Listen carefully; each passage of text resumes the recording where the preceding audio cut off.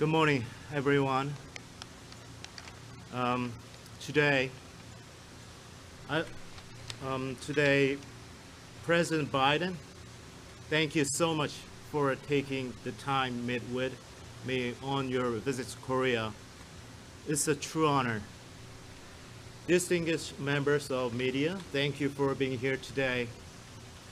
Hyundai Motor Group has been a proud corporate citizen in America for close to 40 years, supporting more than 100,000 jobs across the country. We have come very far and become very successful in a short period of time, but we are also preparing for our future. Yesterday, we announced an investment of $5.5 billion in the state of Georgia to establish our first dedicated EV and battery cell manufacturing plant.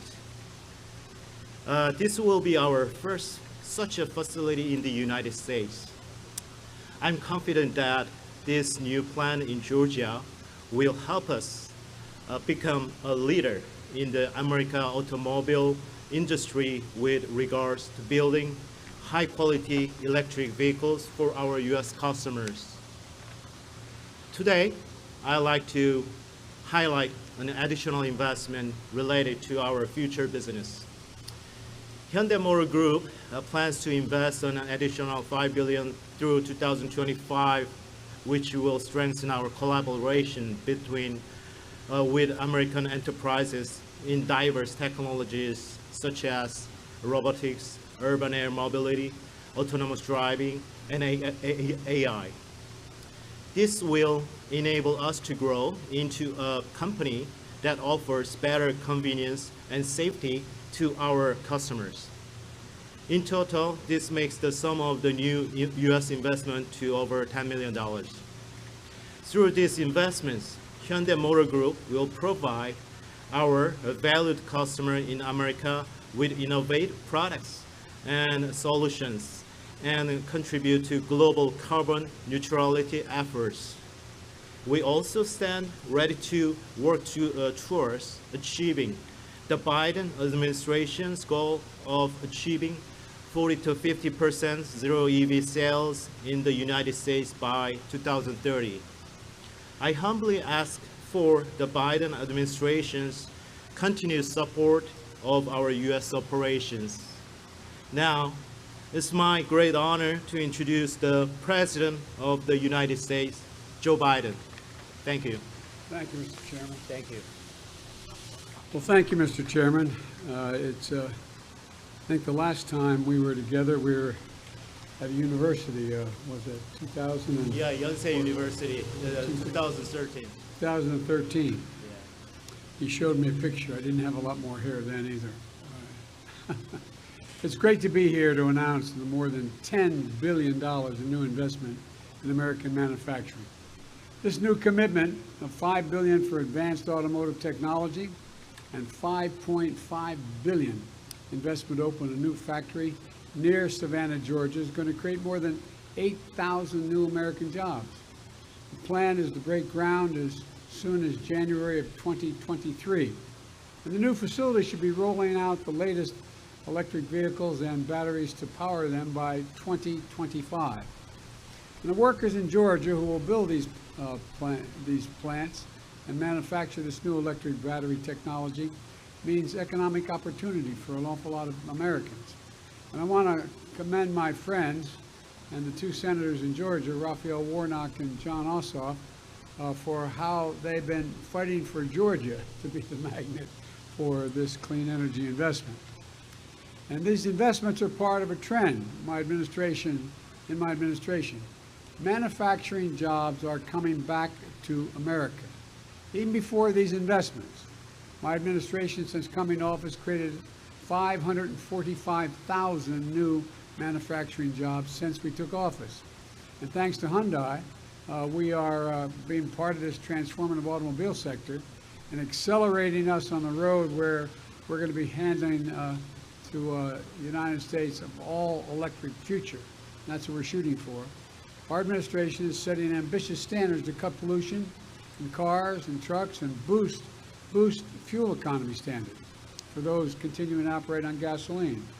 And last year, standing together with the CEOs of major American manufacturers, along with the CEO and the head of the United Auto Workers, I signed an executive order setting a goal of having 50% of all new vehicles sold by the year 2030 be electric, and it's an ambitious target, I know, but I believe we can meet it. But we're all committed to making it happen. Auto companies, American UAW, and the federal government as well, because all understand the same basic thing. Electric vehicles are good for our climate goals, but they're also good for jobs, and they're good for business.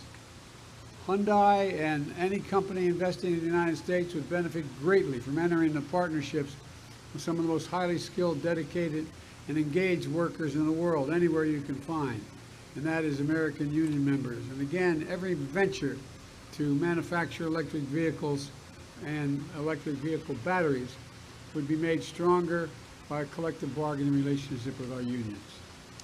Investing aggressively in electric vehicles and battery production now, not tomorrow, now, is also important in strengthening our long-term economic security and accelerating progress toward a clean energy future.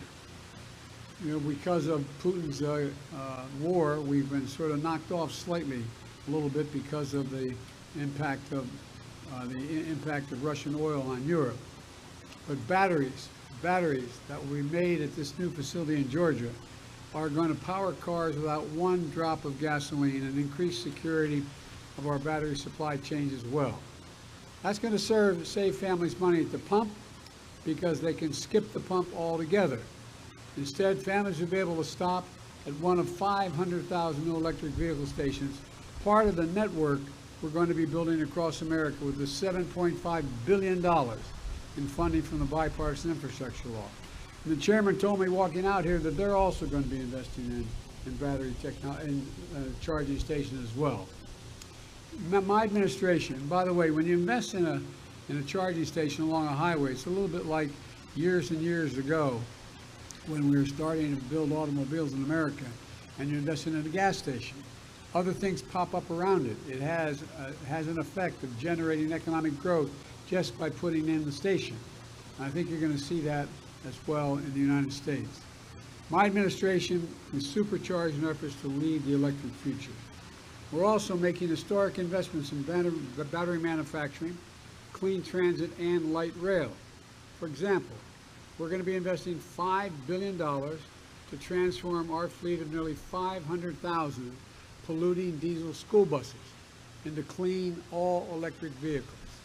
And my climate and jobs agenda is making the United States a premier destination for savvy private firms looking to invest in the electric vehicle future.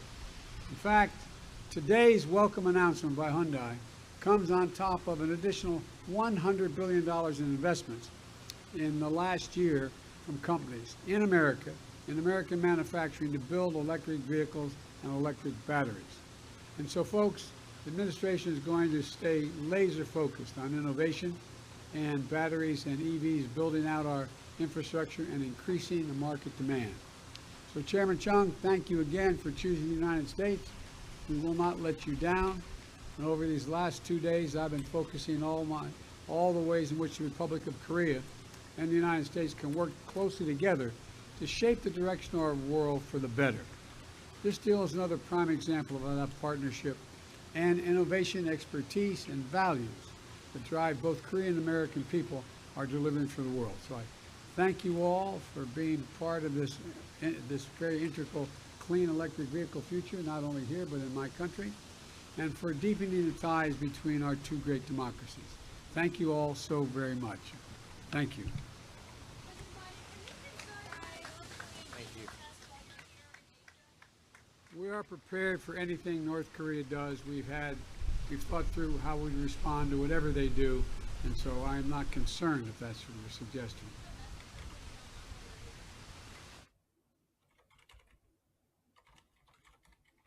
Thank you.